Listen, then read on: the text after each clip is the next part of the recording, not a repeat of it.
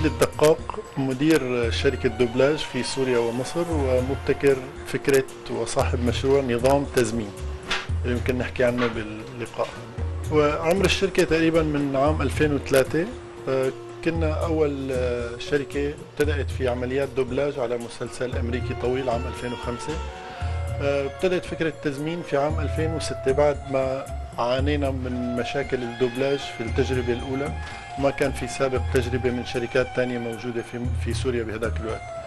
الفكرة تتلخص في أنه بسبب معاناتنا في العمل الأول وبسبب الخلفية العلمية أو الإدارية اللي موجودة عندي كمان، فطلعت فكرة أنه نحن نطور أدوات جديدة لإدارة وتنظيم عملية الدوبلاج. فابتكرنا سيستم سميناه نظام تزمين، بالإنجليزي تزمين سيستم، اللي هو يتلخص في إدارة وتنظيم عملية الدوبلاج من وإلى أي لغة في العالم. يعني يعمل السيستم من أي لغة إلى أي لغة. طبعا السيستم بدأ تطوير في عام 2006 وابتكار في عام 2006، ولا يزال العمل جاري عليه حتى هذه اللحظة. يعني الشيء اللي توصلنا له انه السيستم مؤلف من 5 برامج تعمل مع بعضها بشكل منسجم، تسرع جدا من عملية الدوبلاج، بحيث انه ما ينجز في استوديو شركتنا باستخدام السيستم يحتاج إلى 4 استوديوهات في أي شركة تانية تعمل بالطريقة التقليدية. فموضوع توفير في الوقت، التوفير طبعا بالكلف، ورفع في جودة العمل. مستكشف بولروز يقود فريقا من خبراء المحيط في سلسلة من حملات الاستكشاف العلمية تحت الماء. لسنة كاملة سافر الفريق في أنحاء العالم لبناء صورة عالمية عن البحار. محيطاتنا تتغير بشكل أسرع من قبل. لم يكن هناك وقت أفضل من هذا الاكتشاف من عيد. وعلى خلاف المنطقة التي تعج بالسياح، فإن الجزء الجنوبي بقي إلى الآن مكانا نائيا. الأعمال طبعا صعوبتها تتدرج، إنه هي الأكثر هي الأعمال الدراما طبعا، لأنه بتحتوي على شخصيات كثيرة وتحتاج إلى دقة أكثر في العمل، باعتبار أنه يتطلب الموضوع دقة أكثر في مطابقة الشفاه مع الصورة الأساسية والمراقبة الحس. بيجي بعد منها طبعا الرسوم المتحركة، كونها فيها اللغة العربية الفصحى تحتاج إلى دقة طبعا باللغة العربية الفصحى، وكمان الالتزام بتطابق الشفاه مع الصورة. بعد منها طبعا الأفلام الوثائقية. حجم الأعمال اللي منفذة في الشركة من عام 2006 أول ما بدأنا العمل بهذا السيستم إلى الآن يفوق ال 12,000 ساعة دوبلاج متنوعة طبعا بين دراما والوثائقي والرسوم المتحركة. الأكثر الكم الأكبر هو للأعمال الدرامية.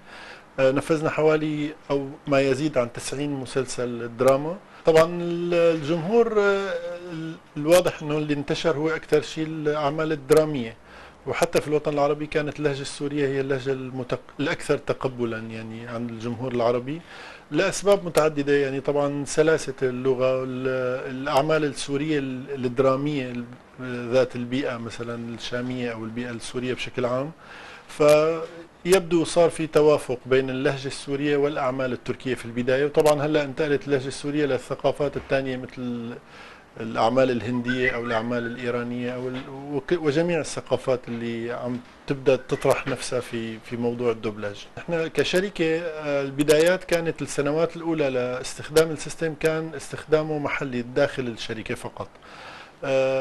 طبعا تغيرت استراتيجية الشركة بحيث انه ما تحرم باقي الشركات اللي عندها رغبة من استخدام هذا السيستم او خدماته من توفيره. يعني فكان فكرة انه نقدم خدمات نظام تزمين لباقي الشركات اللي تعمل في مجال صناعة الدوبلاج وترغب بهي التقنية.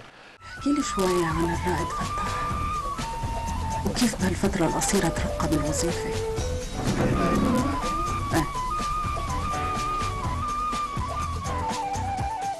أكيد تزوج وصار عنده أولاد. إذا كتبت له بهالفترة رسالة فلا تنسى تقول له فيها إنه لا يقلق منشان موضوع البيت. عمليا عندنا تجربتين حاليا ناجحتين في الجزائر، في استوديو في الجزائر يقوم بدبلجة أعمال من التركية إلى اللهجة الجزائرية. بيستخدموا نظام تزمين، بتم إدارة عملية الدوبلاج عن طريق شركتنا عن بعد طبعا عن طريق النت، والتسجيل بيتم بالجزائر، لكن كل مفردات العمل وإدارة العمل تتم عن طريق نظام تزمين من الشركة اللي نحن نديرها يعني. وتجربة تانية في كردستان كمان في شركة تانية، حاليا في 4 أعمال تركية كمان يتم دبلجتها إلى اللغة الكردية باستخدام نظام تزمين.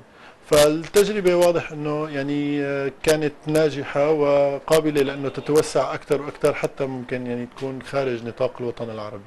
أعوذ بالله من الشيطان الرجيم. بسم الله الرحمن الرحيم. ليش عم يحترق تمي؟ تخافين أن أقتلها هذه المرة؟ ربما سأفعل. أنا عايز أشرح لك. بيتهيألي الوقت مش مناسب يا سيف. بس أنا بحبك. الدوبلاج يعني وفق ما نراه يعني نحن كشركة دائما في تطور سواء على صعيد الكم أو النوع. طبعا الدوبلاج هو دخل لبلادنا العربية متأخر، يعني الدوبلاج موجود في كل أنحاء العالم بكل الثقافات من فترة. لا غنى ابدا لكل الثقافات عن انهم تتم تناقل الثقافات بين الدول كلياتها. فمن بيناتهم الوطن العربي اكيد كل الاعمال اللي هي انتاج ثقافات ثانيه رح يكون في رغبه شديده انه نحن ننقل هي الثقافات، سواء على صعيد الاعمال الاجتماعيه او التاريخيه او السياسيه او التسلية يعني. فكل هذا يحتاج إلى نقل، وطبعا السبتايتل تراجع أمام الدوبلاج بسبب أنه هو يعني يخاطب شريحة أكبر من الناس بلغة مبسطة، هي اللغة اللي بيفهموها كل الناس. فبالتالي أتوقع أنه يبقى تمدد وازدياد حجم صناعة الدوبلاج في الوطن العربي بشكل مستمر، بغض النظر عن اللهجة السورية. عم نحكي بشكل عام لأنه كمان حتى اللهجات الثانية بدأت تدخل على الساحة، مثل اللهجة المصرية وحتى اللهجة اللبنانية واللهجة الخليجية. طبعا المقارنة ظالمة حتكون إذا بدنا نقارن مع اللهجة السورية، لأنه أكيد لسه اللهجة السورية قدرانة تفرض نفسها للشريحة الأكبر في الوطن العربي. يمكن تتأجل القضية على الأقل بعد نهاية الحرب بأوروبا، بس كيف راح تنحل هالقضية بالنهاية؟ هذا هو السؤال. طبعا الممثلين ناخذ انطباعاتهم لما بيجوا لعنا على الاستوديوهات، الكل بيعبر عن انهم بيرتاحوا اكثر في العمل على نظام تزمين لاسباب متعدده. طبعا اول سبب منهم انه هو ما عنده مشكله مع وجود ورق بين ايديه، التزمين بيعرض الجمله على الشاشه، بيعطي مؤشر للممثل امتى لازم يدخل بالجمله وامتى لازم يخرج من الجمله، فبالتالي مريح أكثر بالنسبة للممثل على الصعيد التقني، وبنفس الوقت بيسمح للممثل أكثر أنه يركز على موضوع الإحساس وعلى الناحية الفنية أكثر ما أنه هو يلهي نفسه بمعيقات ما بتقدم ولا بتأخر لصناعة الدوبلاج. طبعا هذا الحكي لما بيقارنوا بشركات تانية عم يكون في هدر أكثر بالوقت، عم يكون في أخطاء أحيانا بيضطروا يرجعوا يعيدوا كثير من تصليحات بالعمل بسبب انه الورق او طريقه الاداره بالدوبلاج بالطريقه التقليديه هي غير، ما في كنترول كامل على كامل يعني المراحل، فبيصير في سقطات يتم تداركها فيما بعد. بتزمين كل الامور يعني قيد التحكم بكل المفاصل، فبالتالي الاخطاء يعني بالحد الادنى من الموضوع. فلما بدنا نقارن مثل ما حكينا انه الاستوديو في شركتنا باستخدام نظام تزمين يعادل 4 استوديوهات تعمل بالطريقه التقليديه في الشركات الثانيه. عم نحكي هذا الحكي طبعا مو بس بسوريا وبالوطن العربي، حتى من زياراتنا لدول من خارج الوطن العربي كان الكل انه يعني يشيد او يمدح بهذا النظام انه هو يساعد جدا في تطوير عمليه الدوبلاج. هو نظام تزمين الحقيقة يعني يكاد يكون لا تنتهي الأفكار فيه، لأنه نحن لا يزال في بين إيدينا مجموعة كبيرة من الأفكار تحتاج إلى سنوات للتنفيذ، ونحن بشكل يومي تقريبا شغالين على تطوير السيستم، ما وقفنا أبدا من أكثر من 10 سنوات إلى الآن. ما نحلم فيه طبعا انه يكون تزمين هو اداة دوبلاج معتمدة عند كل الشركات سواء بالوطن العربي او بالعالم.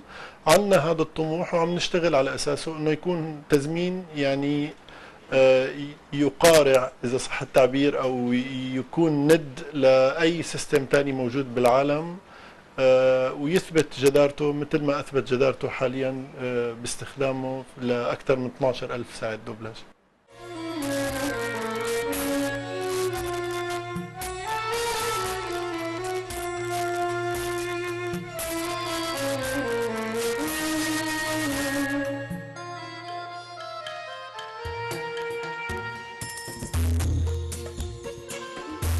نظام تزمين. النظام الحاسوبي المبتكر هو مجموعة من البرامج الحاسوبية المبتكرة تضبط تقنيا وبدقة عالية جميع مراحل عملية الدوبلاج ولعدد كبير من المشاريع في آن واحد.